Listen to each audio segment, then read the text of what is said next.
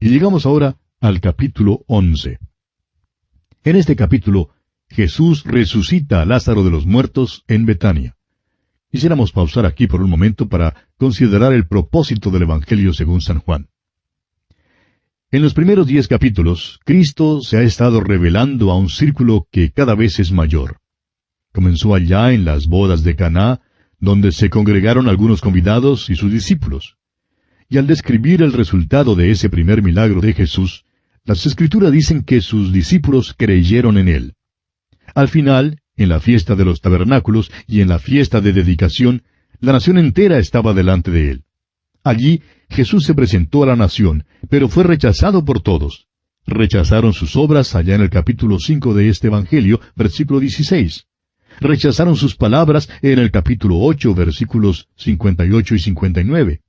Y vimos aquí en el capítulo 10 que acabamos de estudiar, en los versículos 30 y 31, que rechazaron su persona. Este capítulo es como una especie de intermedio en el relato que hace el evangelista. El ministerio público de Jesucristo ha llegado a su conclusión, y ahora Jesús se retira a un ministerio particular. Concentra ahora sus esfuerzos en alcanzar a individuos y ya no se extiende a la nación.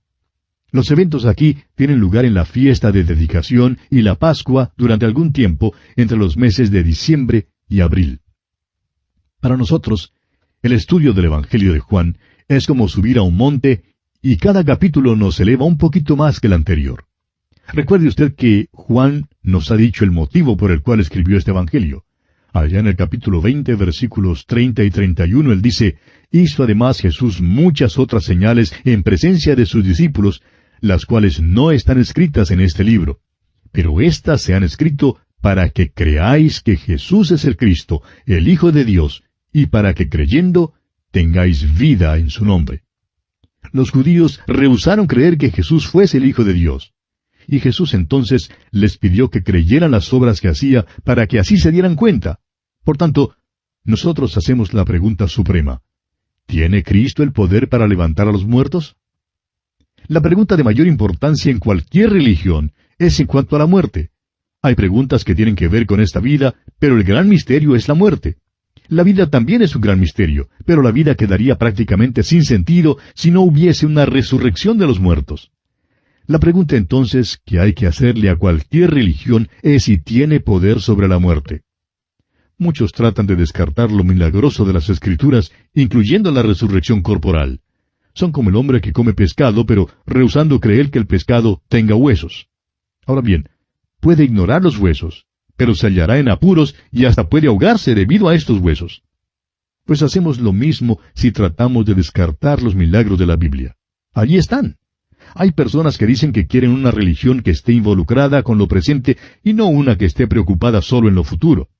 Creen que la esperanza de la resurrección es solamente para el más allá. Pero no, amigo oyente, es para ahora mismo. Es una esperanza práctica y no teórica. Cristo nos ofrece muchos beneficios ahora mismo, pero el más grande de todos los beneficios es la vida eterna. Es pues muy práctico hacer la pregunta, ¿resucitarán los muertos? La vida aquí es tan corta. Cualquiera que haya perdido un ser amado sabe que la esperanza de la resurrección es algo muy práctico. Amigo oyente, si usted no tiene esta esperanza al pararse al lado de la tumba, es seguro que estará abrumado por la melancolía y la tristeza. Nos hemos dado cuenta que las sectas falsas y las religiones del día hacen toda clase de alardes, reclamos y pretensiones en cuanto a lo que ofrecen a sus adeptos, pero no hay ninguna de ellas que se ocupe en levantar a los muertos. Hay algunas sectas que han alegado que les es posible levantar a los muertos, pero nunca están dispuestos a exhibir el cuerpo, el corpus delicti. Cuando Jesús sanó a los enfermos, era el cuerpo que quedaba sanado. Cuando Jesús levantó a los muertos, fue el cuerpo el que fue levantado. Muchas religiones prometen mucho para el presente, pero nada para el futuro. Es como el darle un sonajero a un bebé para que juegue con él en esta vida. O es como el llevar a alguien en avión con un piloto novato que sabe cómo despegar y volar, pero que todavía no ha aprendido lo más difícil, cómo aterrizar. Amigo oyente, la gran esperanza de la fe cristiana es la resurrección de los muertos. Los evangelios nos cuentan de 3 incidentes en los cuales Jesús resucitó a los muertos.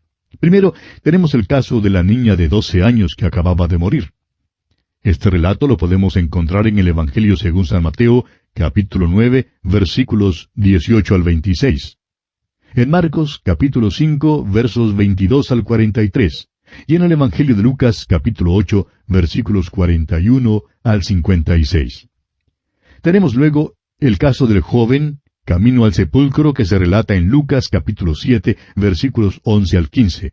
Y entonces, en tercer lugar, encontramos el caso de Lázaro, un hombre ya mayor, quien había estado muerto por 4 días y había sido sepultado. Y este lo encontramos aquí en el capítulo 11 de Juan, versículos 1 al 46. Notará usted que no hay ninguna separación, ninguna brecha entre generaciones. De toda edad, todos son levantados de la muerte por el poder de Jesucristo. Además, la Biblia declara que los apóstoles Pablo y Pedro levantaron a muchos muertos, y decimos un aleluya a eso. Permítanos ser más específicos aquí y declarar que mientras es verdad que estos fueron levantados de los muertos, esta no es la resurrección en el más amplio sentido de la palabra. Lo que ocurrió entonces fue más bien una restauración a la vida. Pero la resurrección misma es un evento venidero que aún no se ha cumplido. El apóstol Pablo confirma esto en su primera carta a los Corintios, capítulo 15, versículos 42 al 44, donde leemos: Se siembra en corrupción, resucitará en incorrupción. Se siembra en deshonra, resucitará en gloria. Se siembra en debilidad, resucitará en poder. Se siembra cuerpo animal, resucitará cuerpo espiritual. Estos fueron levantados de los muertos, pero a ninguno de ellos se les dio un cuerpo glorificado. Todos tuvieron que enfrentar una vez más la muerte. Cristo es las primicias, es decir, el primero de aquellos que duermen. La resurrección de Él es la única verdadera resurrección. Una vez más, el apóstol Pablo en su primera carta a los Corintios, capítulo 15, versículo 23, nos dice: Cristo las primicias, luego los que son de Cristo en su venida. Nuestro Señor utilizó una variedad de métodos para hacer sus milagros de sanidad, pero su método de levantar a los muertos siempre fue el mismo: hablarles. Les llamó y les habló como si le oyeran. Ahora, ¿sabe usted por qué hizo eso? Porque le oían, amigo oyente. Creemos que cuando Él vuelva con la voz de mando, con la voz de arcángel y trompeta de Dios, todos oiremos nuestros nombres porque nos llamará de los muertos. No nos queda ya mucho tiempo en este programa, pero comencemos leyendo los primeros 2 versículos de este capítulo 11. Estaba entonces enfermo uno llamado Lázaro de Betania, la aldea de María y de Marta su hermana. María, cuyo hermano Lázaro estaba enfermo, fue la que ungió al Señor con perfume, y le enjugó los pies con sus cabellos. Es la aldea de María. Esto fue escrito alrededor del año 90 después de Cristo, y en aquel entonces todos sabían acerca de María, la que había ungido los pies de Jesús con nardo puro. La fragancia de aquel perfume todavía hay en el mundo. Jesús dijo que lo que ella hizo sería recordado donde quiera que fuera predicado el Evangelio. Opinamos que hay muchos humildes que están quebrando sus vasos de alabastro de perfume de nardo puro y que tendrán más reconocimiento allá en el cielo que las cosas que reciben tanta publicidad acá en la tierra. Dios, amigo oyente, mira las cosas desde un punto de vista diferente al nuestro, y Él es el que ha de juzgar todas las cosas. Estos versículos, pues, establecen que estamos en la casa de Marta. Antes, nuestro Señor Jesucristo ya había visitado allí. Quizás usted recuerda que en una de estas visitas, Marta se había afanado y se había turbado con muchas cosas para tratar de servir al Señor. Y Jesús le había dicho que el sentarse a sus pies para aprender de Él era mucho mejor que el afanarse y turbarse con el servicio. Podríamos decir que esta era la aldea de María, pero que la casa era de Marta. Hay diferentes dones. Algunas mujeres tienen un maravilloso don en cuanto al hogar. Y hay quienes hablan hoy en día en cuanto a la liberación de las mujeres. Francamente, no conocemos a nadie que sea el mayor cacique en la casa que la esposa o la madre. Fíjese usted, le saca a usted de la cocina, no le permite abrir la nevera, le manda quitarse de la silla cuando quiere pasar con el aspirador, mantiene el mando sobre la cocina y el hogar. Este es el llamamiento de muchas mujeres cristianas. Hay muchas otras también que tienen como su don un ministerio fuera del hogar. Enseñan las clases bíblicas, las clases para niños y trabajan en la iglesia. Pero recuerde, amigo oyente, que la mujer que sirve en su hogar está sirviendo al Señor y que la mujer que sirve fuera del hogar también sirve al mismo Señor. Vamos a continuar hoy estudiando el capítulo 11 del Evangelio según San Juan que iniciamos en el programa anterior. Dijimos que en este capítulo Jesús levanta de los muertos a Lázaro en Betania. Y notamos que el capítulo comienza diciéndonos que Lázaro estaba enfermo y que vivía en Betania, la aldea de María y Marta, sus hermanas. Ahora todos sabían acerca de María, la que había ungido los pies de Jesús con nardo puro. La fragancia de aquel perfume todavía llena el mundo. Jesús dijo que lo que ella había hecho sería recordado donde quiera que fuera predicado el Evangelio. Podríamos decir también que esta era la aldea de María, pero que la casa era de Marta. Porque, como quizá usted recordará, una de las visitas que Jesús hizo a la casa de esta familia, Marta se había afanado y se había turbado con muchas cosas para tratar de servir al Señor. Y Jesús le había dicho que el sentarse a sus pies para aprender de Él era mucho mejor que el afanarse y turbarse con el servicio. Bien, continuamos hoy leyendo el versículo 3 de este capítulo 11 del Evangelio de Juan. Enviaron pues las hermanas para decir a Jesús, Señor, he aquí el que amas está enfermo. Las hermanas son humildes y no le hacen ninguna súplica, ninguna demanda, ninguna crítica. Simplemente le cuentan a Jesús su problema y dejan que Él decida lo que va a hacer. Tantas veces en la oración hemos escuchado a tantas personas prácticamente demandarle al Señor que sane al enfermo. Amigo oyente, Dios no es un mozo para hacer nuestras diligencias, ni es nuestro sirviente, ni alguien que sirve para llevar las maletas. Él no hace las cosas así. Ahora, ellas conocen a su Señor. Señor, le dicen, he aquí el que amas está enfermo. Ahora note usted que dice, el que amas, es decir, Lázaro es amado por el Salvador. El apóstol Pablo también pudo decir que Jesús le amaba. Juan se llama el discípulo al cual Jesús amaba. También el apóstol Pedro declaró que Jesús le amaba. Y a propósito, le ama a usted también y me ama a mí también. Cualquiera que sea un hijo de Dios es alguien a quien Jesús ama. Continuemos ahora con el versículo 4. Oyéndolo Jesús dijo, esta enfermedad no es para muerte, sino para la gloria de Dios, para que el Hijo de Dios sea glorificado por ella. Hay algunos que dicen que uno nunca debe estar enfermo. ¿Se incluye acaso la enfermedad en la voluntad de Dios? Ojalá que Lázaro estuviera aquí para hablarnos en cuanto a eso. La enfermedad no es, ni nunca ha sido indicio de que Dios no le ama, amigo oyente. En Eclesiastés capítulo 9, versículo 1 leemos, Ciertamente he dado mi corazón a todas estas cosas, para declarar todo esto, que los justos y los sabios y sus obras están en la mano de Dios. Que sea amor o que sea odio, no lo saben los hombres, todo está delante de ellos. No le es posible a usted, amigo oyente, saber por medio de las circunstancias de algún hombre si Dios le ama o no. No tiene ningún derecho a juzgar. El apóstol Pablo dice en su primera carta a los Corintios capítulo 4 versículo 5, Así que no juzguéis nada antes de tiempo hasta que venga el Señor, el cual aclarará también lo oculto de las tinieblas y manifestará las intenciones de los corazones. Jesús amaba a Lázaro cuando estaba enfermo. Y no solo eso, sino que como lo veremos más adelante, también dejará que Lázaro muera. Pero aún así, Jesús le amaba. Continuemos ahora con los versículos 5 y 6 de este capítulo 11 de San Juan. Llamaba Jesús a Marta, a su hermana y a Lázaro. Cuando oyó pues que estaba enfermo, se quedó 2 días más en el lugar donde estaba. Jesús le ama a usted, amigo oyente, cuando está enfermo. Le ama cuando se encuentra bien de salud. Le ama en todo tiempo. Y usted no puede impedir que le ame. Sí puede preguntar por qué es que Él permite que ciertas cosas le pasen, y francamente no sabemos el por qué. Pero sí sabemos que le ama. Le ama ya sea usted cristiano o no lo sea. Usted no puede impedir que le ame. Pero sí le es posible a usted poner obstáculos que impidan que el amor de Dios le favorezca. No se puede impedir brillar el sol, pero sí puede uno ocultarse de la luz del sol. Debido a que es un hecho que Él nos ama, debemos acercarnos confiadamente para presentarle nuestros problemas. Ahora, confiadamente quiere decir con la libertad de palabra, el abrirle el corazón a Él. No significa que nuestras peticiones sean demandas. Estas pruebas de nuestra fe nos obligan a postrarnos sobre nuestras rodillas. Moisés clamó al Señor. Ezequías tomó las cartas de mano de los embajadores asirios y las extendió delante del Señor. Los discípulos de Juan el Bautista vinieron a Jesús y le dieron las nuevas de que Juan había sido decapitado. María, la que lloró, le dijo a Jesús al lado de la tumba que estaba llorando porque no podía hallar el cuerpo de su Señor.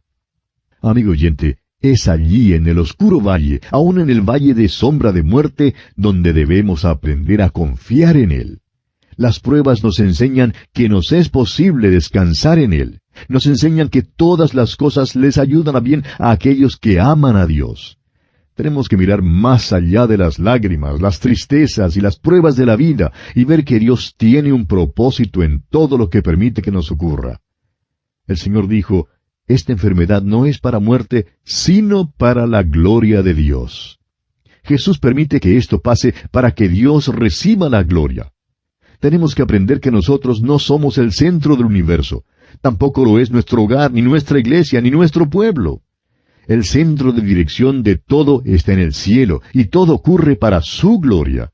Nada nos pasará sin el permiso de Dios, y si Él permite que ocurra, será para su gloria.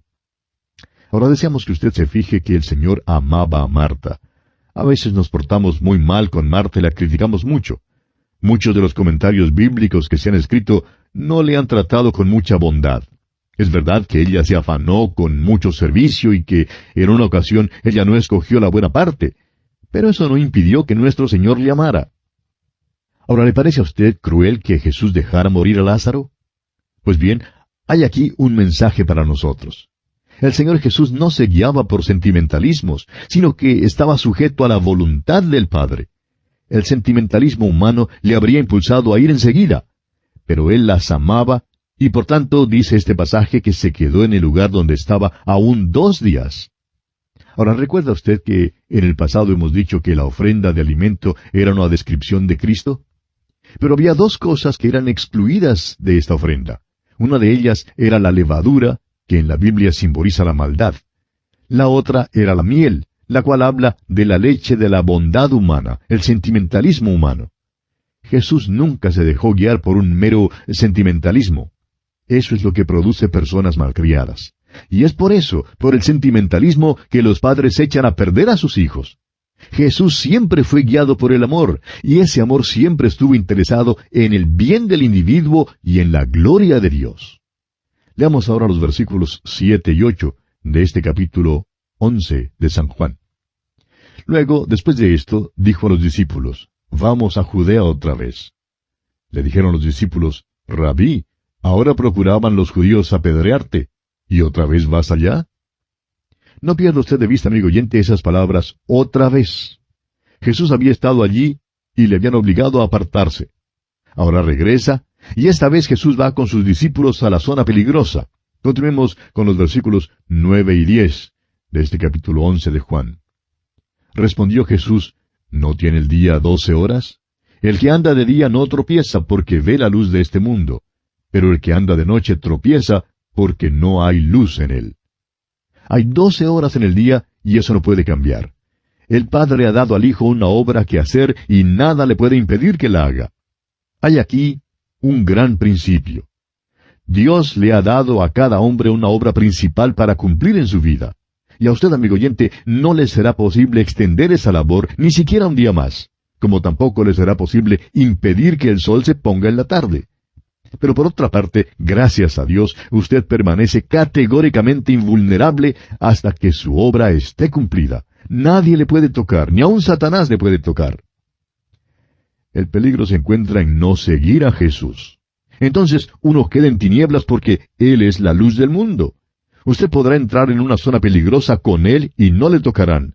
Terminará su obra. Pero si se queda allí afuera en las tinieblas, si anda en tinieblas, entonces tropezará. Ha habido muerte en Betania. Y si ha de haber luz en aquella hora de tinieblas, es necesario que Jesús vaya hasta allí. Pues Él es la luz del mundo. Continuemos leyendo los versículos 11 hasta el 15 de este capítulo 11 de Juan. Dicho esto, les dijo después, «Nuestro amigo Lázaro duerme, mas voy para despertarle». Dijeron entonces sus discípulos, «Señor, si duerme, sanará». Pero Jesús decía esto de la muerte de Lázaro, y ellos pensaron que hablaba del reposar del sueño. Entonces Jesús les dijo claramente, Lázaro ha muerto, y me alegro por vosotros de no haber estado allí, para que creáis, mas vamos a él. Los discípulos no comprendieron lo que Jesús quiso decir cuando dijo que Lázaro dormía. Y muchos hoy en día tampoco lo comprenden, y por tanto hallamos a quienes hablan en cuanto al sueño del alma. Amigo oyente, el sueño es para el cuerpo y nunca para el alma. Y esto es verdad en cuanto al sueño físico y también en cuanto al sueño eterno. Para el creyente, como dice el apóstol Pablo en segunda carta a los Corintios, capítulo 5 y versículo 8, estar ausente del cuerpo es estar presente al Señor. Jesús es llamado las primicias de aquellos que duermen. Ahora, ¿significa esto que Jesús duerme en alguna parte hoy en día? Claro que no, amigo oyente. Él tiene su cuerpo glorificado. El creyente va inmediatamente para estar con el Señor, pero su cuerpo duerme hasta el día de la resurrección, y entonces será el cuerpo lo que será levantado. La muerte para el creyente es solo un sueño para el cuerpo. ¿Tiene usted miedo de dormir? Pues no debe tenerlo, amigo oyente. El sueño es un descanso de la labor. Es el descanso que viene para la renovación y la preparación para el nuevo día que viene. Y no hay nada que sea tan bello como la palabra sueño, cuando es usada para la muerte de un creyente. El cuerpo se pone a dormir, para ser despertado por nuestro Señor.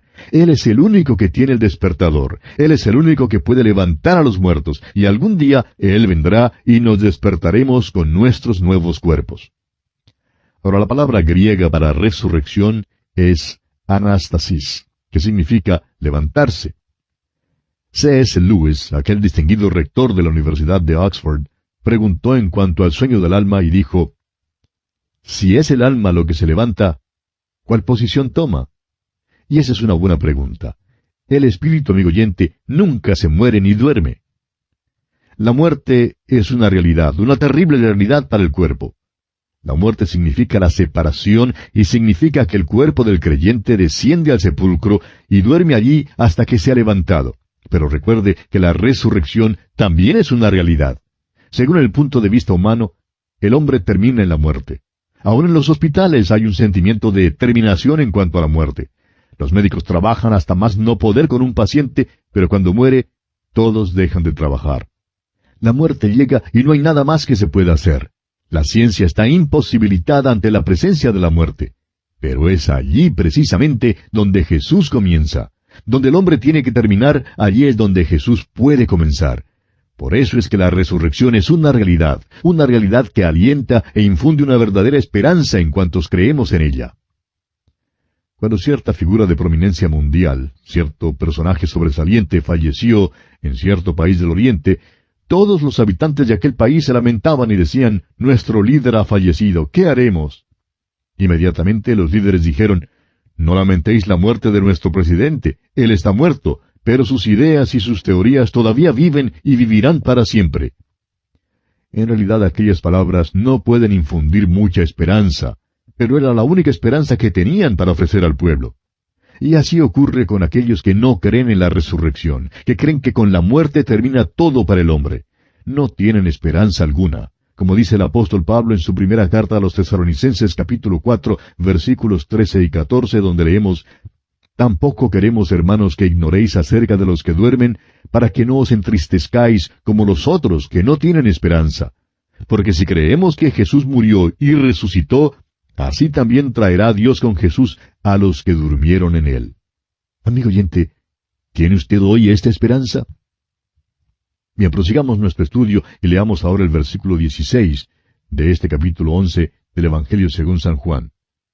Dijo entonces Tomás, llamado Dídimo, a sus condiscípulos, vamos también nosotros para que muramos con él. Tomás es uno de esos tipos pronosticadores de tristezas, ¿no cree usted? Cree que va a morir con Jesús, pero gracias a Dios que aparentemente estaba dispuesto a hacer exactamente eso. Y creemos que Tomás estaba hablando en serio, al igual que Pedro, cuando prometió defender a Jesús hasta la muerte. Pero creemos que en la hora crítica le habría negado, tal como sucedió con Pedro. Es que Tomás no podría haberse mantenido fiel solo por sus fuerzas humanas. Pedro no pudo, y nosotros tampoco podemos. Si no fuese por la gracia de Dios, todos lo haríamos igualmente. Es tan trágico oír del fracaso de algún cristiano o de un pastor que por desaliento se aparta del púlpito. Por nuestras propias fuerzas no podemos mantenernos fieles, amigo oyente. Necesitamos confiar en Jesucristo en todo tiempo. Continuemos ahora con los versículos 17 hasta el 19 de este capítulo 11 de Juan. Vino pues Jesús y halló que hacía ya 4 días que Lázaro estaba en el sepulcro. Betania estaba cerca de Jerusalén como a 15 estadios, y muchos de los judíos habían venido a Marta y a María para consolarlas por su hermano. Betania queda cerca de las puertas de Jerusalén. Muchos judíos habían caminado desde Jerusalén a Betania para estar con Marta y María. Al parecer, era una familia prominente en Betania y estas hermanas eran bien conocidas en Jerusalén. Continuemos ahora con los versículos 20 al 22 de este capítulo 11 de Juan. Entonces Marta, cuando oyó que Jesús venía, salió a encontrarle, pero María se quedó en casa. Y Marta dijo a Jesús, Señor, si hubieses estado aquí, mi hermano no habría muerto. Mas también sé ahora que todo lo que pidas a Dios, Dios te lo dará. Parece que Marta personifica el tipo agresivo. Es una mujer de acción. Su carácter revela una maravillosa fe, pero también una impaciencia y una falta de sumisión a la voluntad de Dios. Por contraste, María estaba dispuesta a quedarse en casa. Había aprendido a sentarse a los pies de Jesús. Podemos ver ahora que Marta debía haberse sentado a los pies de Jesús un poquito más. Ella dice, sé ahora que todo lo que pidas a Dios. Marta, ¿no te das cuenta de que Él es Dios? Él es Dios manifestado en carne. Ha estado en tu casa y le has preparado comida, le has servido bizcochos. Pero ella no se daba cuenta de que Él era Dios. Ah, amigo oyente, cuánto necesitamos pasar un rato a los pies del Señor Jesús. Cuánto necesitamos oír sus palabras. Continuemos ahora con los versículos 23 al 26. Jesús le dijo, tu hermano resucitará. Marta le dijo, yo sé que resucitará en la resurrección en el día postrero. Le dijo Jesús, yo soy la resurrección y la vida. El que cree en mí, aunque esté muerto, vivirá. Y todo aquel que vive y cree en mí, no morirá eternamente. ¿Crees esto? Marta creía en una resurrección, pero escuche, se requiere menos fe para creer que en algún día futuro recibiremos los cuerpos glorificados que para descansar ahora en la seguridad de que los que esperan a Jehová tendrán nuevas fuerzas. Es más fácil creer que el Señor viene y que los muertos serán levantados que creer que mañana puedo vivir para Dios. Es tan fácil consolar a los que se lamentan diciéndoles, bueno, algún día pronto verás a tu ser querido. Bueno, eso no requiere mucha fe. Se requiere más fe para decir, acabo de perder a mi ser querido, pero estoy consolado en la seguridad, en la certeza de que Dios está conmigo y que Él hace bien todas las cosas. Amigo oyente, Marta sabía por el Antiguo Testamento que habría una resurrección de los muertos, pero no creía que Jesús le podría ayudar allí mismo, en ese momento. Jesús le dice, Marta, ¿no sabes que yo soy la resurrección y la vida? Si tenemos a Jesús, amigo oyente, tenemos la vida.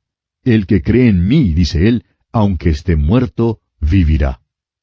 Luego, él mira al futuro y dice que el que ha confiado en él nunca morirá. La vida comienza en el momento en que una persona acepta al Salvador. De modo que el que vive y cree en Jesús nunca morirá, porque Jesús ya ha muerto por él. Nunca morirá una muerte de castigo por sus pecados. Nunca será separado de Dios. Luego Jesús hace la pregunta, ¿crees esto? Le dijo en el versículo 27, le dijo, sí, Señor, yo he creído que tú eres el Cristo, el Hijo de Dios, que has venido al mundo. Marta da la misma confesión que dio Pedro. Ella comprende que Él, Jesús, es el Mesías. Continuemos ahora con los versículos 28 al 31. Habiendo dicho esto, fue y llamó a Marta su hermana, diciéndole en secreto, el Maestro está aquí y te llama. Ella, cuando lo oyó, se levantó deprisa y vino a él. Jesús todavía no había entrado en la aldea, sino que estaba en el lugar donde Marta le había encontrado. Entonces los judíos que estaban en casa con ella y la consolaban, cuando vieron que María se había levantado deprisa y había salido, la siguieron, diciendo, va al sepulcro a llorar allí. Marta había entrado en la casa y en secreto había hablado a María informándole de la llegada de Jesús. pero Dios gobernará esto. Todos entonces se dirigen al cementerio sin saber que, si María había salido, era para recibir a Jesús. Continuamos hoy estudiando el capítulo 11 del Evangelio según San Juan. Y en nuestro programa anterior dejamos a Jesús llegando ya a la casa de Marta y María. Vimos cómo Marta salió al encuentro de Jesús y le dijo que si él hubiera estado allí, su hermano no habría muerto.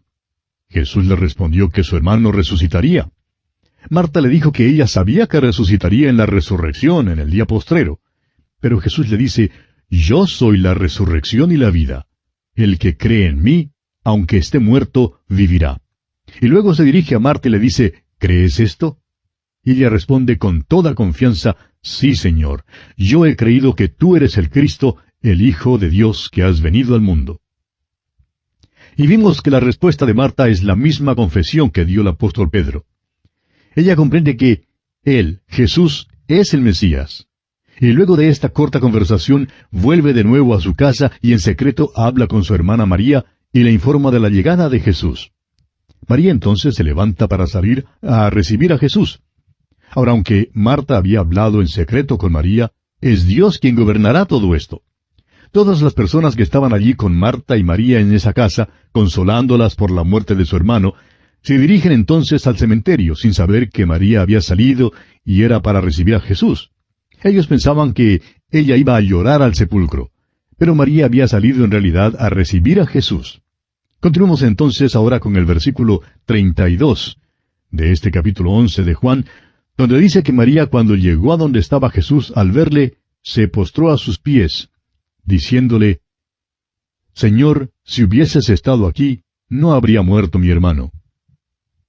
Ahora vemos que María está diciéndole a Jesús lo mismo que le había dicho Marta, que si Jesús hubiera estado allí, su hermano no habría muerto. Es por esto que más tarde Jesús dirá que les conviene que Él se vaya. Este incidente aclara la razón por la cual Jesús dice que será conveniente que Él se vaya. Si Jesús hubiera permanecido aquí en la carne, estando solamente con su pueblo allí, pues no le hubiera sido posible estar en el pueblo mío. Si Jesús no se hubiera ido, no hubiera podido enviar al Consolador, al Espíritu Santo. Pero cuando el Espíritu Santo vino, Él pudo estar en todas partes. Hoy en día, el Espíritu Santo mora en cada creyente. Por tanto, el Espíritu Santo puede estar donde estoy yo y donde está usted también. Y también al otro lado del mundo. Allá en el capítulo 16 de este Evangelio, versículo 7, leemos las palabras de Jesús. Pero yo os digo la verdad, os conviene que yo me vaya, porque si no me fuera, el Consolador no vendría a vosotros. Mas si me fuere, os lo enviaré. Continuemos entonces con los versículos 33 al 35 de este capítulo 11 de Juan. Jesús entonces, al verla llorando, y a los judíos que la acompañaban, también llorando, se estremeció en espíritu y se conmovió, y dijo, ¿Dónde le pusisteis? Le dijeron, Señor, ven y ve. Jesús lloró. Si usted quiere saber cómo es que Dios se siente en cuanto a la muerte de sus seres amados, mire esto. Jesús se estremeció en su espíritu y se conmovió. La muerte es una cosa terrible, amigo oyente, y usted puede estar seguro que Jesús se conduele de usted. Su simpatía está con los que viven. Él sabía lo que iba a hacer por los muertos. Jesús lloró, dice aquí. El Evangelio de Juan está escrito para mostrarnos la deidad de Cristo, y sin embargo, aquí Jesús se manifiesta en toda su humanidad. Aún pregunta, ¿dónde habían puesto a Lázaro? Porque era muy humano. Y vemos aquí también cómo Dios se siente en este funeral. Acompaña al que lleva el duelo y derrama lágrimas también. Cristo Jesús no llora por el difunto amado, sino por el vivo que tanto siente la pérdida. La muerte no es cosa agradable, y por eso Jesús lloró. Continuemos ahora con los versículos 36 y 37 de este capítulo 11 de Juan. Dijeron entonces los judíos, mirad cómo le amaba. Y algunos de ellos dijeron, ¿no podía este que abrió los ojos al ciego haber hecho también que Lázaro no muriera? Creemos que los judíos no comprendieron aquí el verdadero sentido. No lloraba como resultado de su amor por Lázaro. Jesús no lloró por los muertos. Lloraba por ellos, por los que estaban vivos y que sentían la pérdida de sus seres amados. Ahora fíjese usted que los judíos vuelven al incidente de la sanidad del ciego. Es obvio que ese milagro les había impresionado en gran manera. Continuemos con los versículos 38 al 40 de este capítulo 11 de Juan. Jesús, profundamente conmovido otra vez, vino al sepulcro. Era una cueva y tenía una piedra puesta encima. Dijo Jesús, quitad la piedra. Marta, la hermana del que había muerto, le dijo, Señor, hiede ya, porque es de 4 días. Jesús le dijo, ¿no te he dicho que si crees, verás la gloria de Dios? Si Jesús estuviera en el funeral suyo, amigo oyente, él lloraría, se estremecería en su espíritu. Nos ponemos algo impacientes a veces con los hermanos que dicen que uno no debe llorar en un funeral, sino que debe portarse de una manera valiente. Amigo oyente, Jesús lloró y se estremeció en su espíritu. La muerte, repetimos, es una cosa terrible, no es nada bello. Hoy en día, el tema de la muerte es un tema que muchos tratan de pasar por alto o desestimar. Los empresarios de pompas fúnebres tratan de hacer que la muerte parezca como un episodio agradable. Pero vamos a enfrentarla con franqueza. No podemos disimular el dolor de la muerte por medio del embalsamamiento, ni pintando la cara o poniéndole al muerto un vestido nuevo. Tampoco lo lograremos rodeando el cuerpo en un féretro con ramos de hermosas flores. Nos damos cuenta que esto se hace con la intención de ayudar a mitigar el golpe de la muerte. Pero aún con todo esto, la muerte es una cosa terrible. Marta dice que Lázaro ya había estado sepultado por 4 días, y que su cuerpo hedía. Alguien dirá que sus palabras parecen un poco crudas. Pues bien, amigo oyente, la muerte es cruda, es terrible. Sin duda, este caso va a requerir un milagro. Leamos los versículos 41 y 42. Entonces quitaron la piedra de donde había sido puesto el muerto. Y Jesús, alzando los ojos a lo alto, dijo, Padre, gracias te doy por haberme oído. Yo sabía que siempre me oyes, pero lo dije por causa de la multitud que está alrededor, para que crean que tú me has enviado. Recuerde usted que este incidente es para la gloria de Dios. Por tanto, Jesús ora audiblemente para dejar saber a las personas a su alrededor que lo que hace es según la voluntad del Padre y para la gloria del Padre. Hizo esto para el beneficio de aquellos que estaban allí, para ayudar a su fe. Ah, si solo pudiéramos aprender a orar así. Nuestras oraciones muchas veces son egocéntricas. Cuando alguien nos dice que sus oraciones no tienen respuesta, se están delatando a sí mismos. Nos están diciendo cuál es el verdadero problema en su vida. Están orando en una forma tan egoísta que Dios no puede contestar su súplica. Si oramos para la gloria de Dios, entonces Él contestará. Tenemos que llegar al lugar donde podamos decir verdaderamente, no se haga mi voluntad, sino la tuya.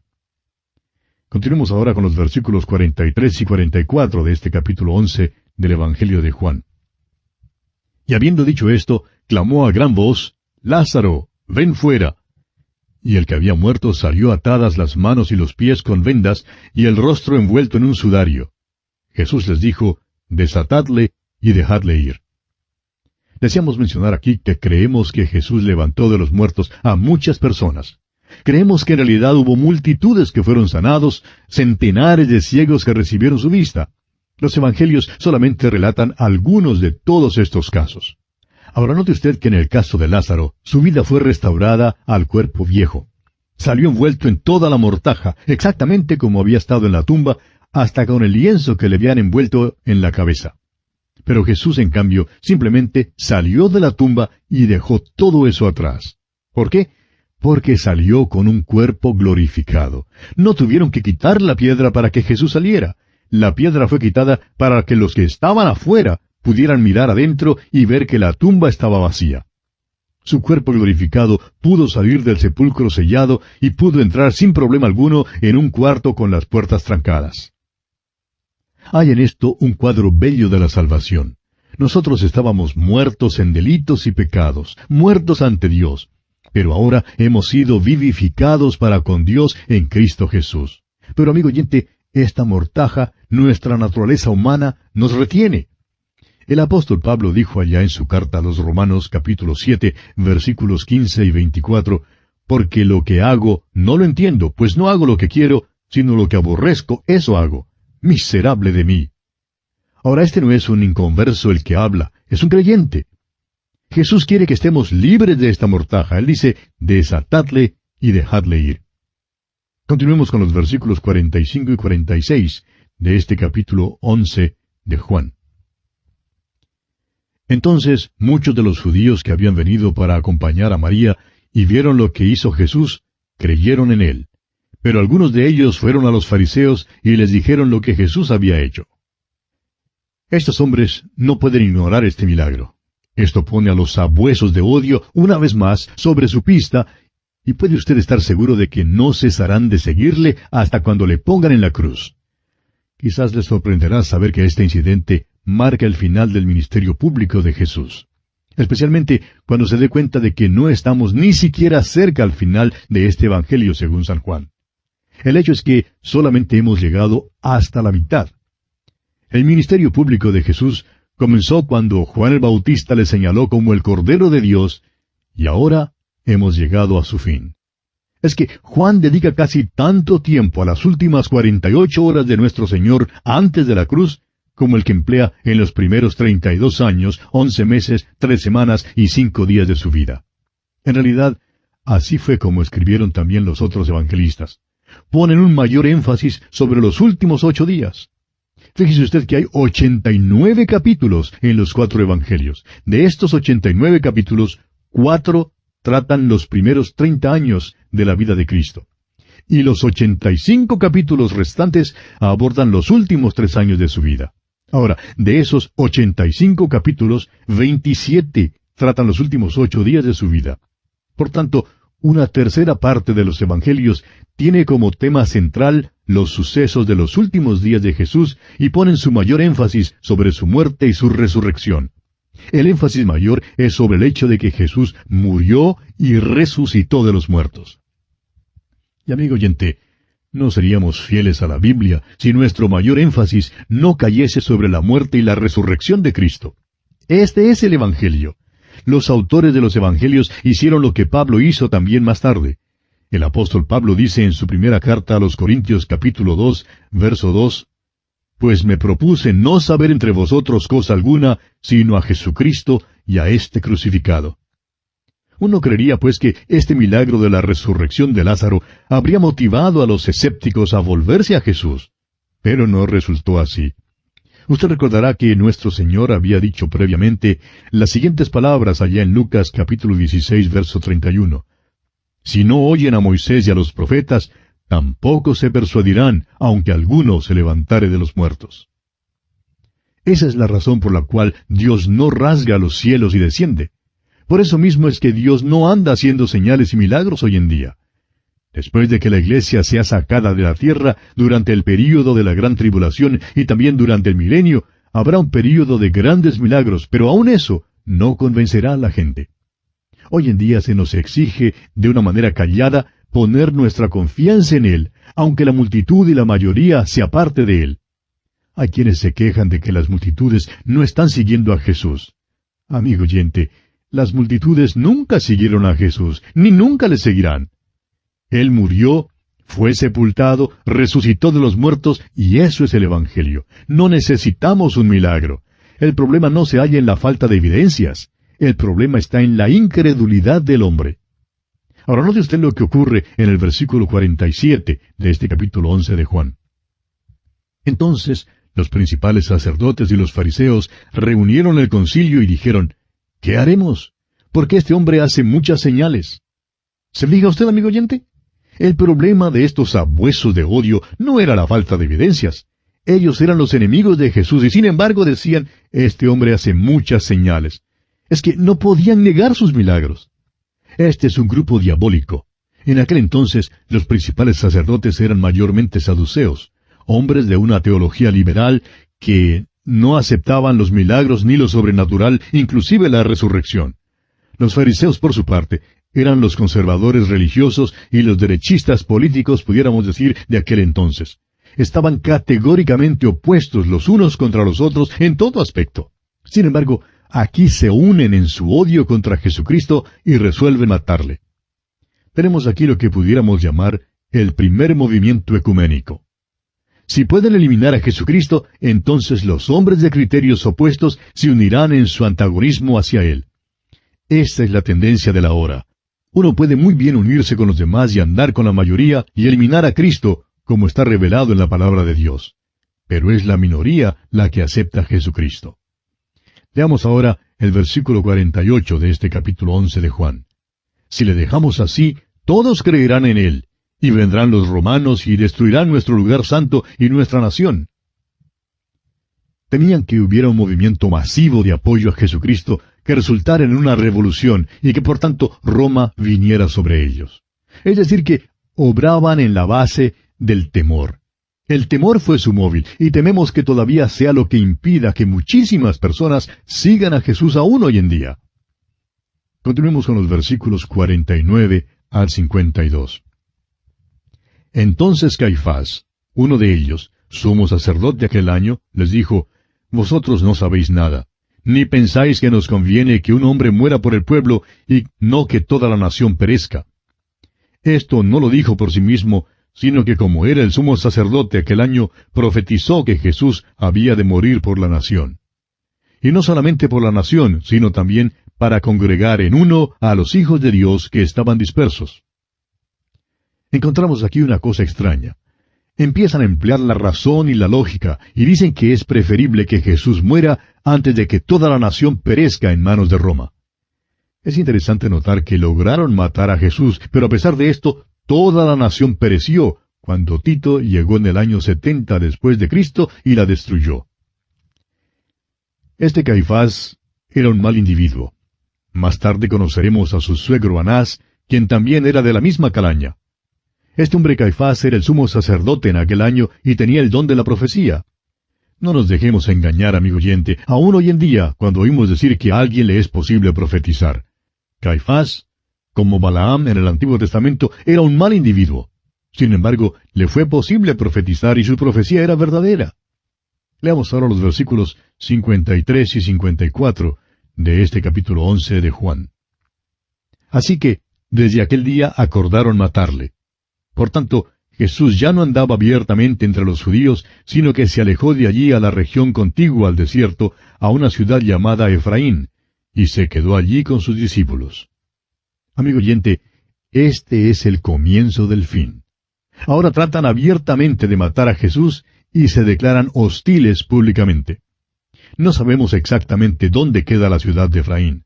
Probablemente estaba en una sección retirada, cerca a algún bosque o monte. Continuemos entonces con los versículos 55 al 57. Y estaba cerca la Pascua de los judíos, y muchos subieron de aquella región a Jerusalén antes de la Pascua para purificarse, y buscaban a Jesús, y estando ellos en el templo, se preguntaban unos a otros: ¿Qué os parece? ¿No vendrá la fiesta? Y los principales sacerdotes y los fariseos habían dado orden de que si alguno supiese dónde estaba, lo manifestase para que le prendiesen. Las multitudes venían a Jerusalén para purificarse antes de la Pascua. Al cumplir con este ritual continuo, se reúnen las multitudes, conversan entre sí, y surge una diferencia de opinión en cuanto a Jesús. Se preguntan si Jesús vendrá a la fiesta este año. Saben que el Sanedrín le busca de veras. Y amigo oyente, es que si rehusaron creer a Moisés, no creerán ahora aunque surja uno que resucite de los muertos. Hemos llegado, pues, al momento crítico. Nos acercamos ahora a la última semana de su vida. Y concluimos así nuestro estudio del capítulo 11 del Evangelio según San Juan. En nuestro próximo programa, Dios mediante, comenzaremos con el capítulo 12. Que Dios le bendiga abundantemente.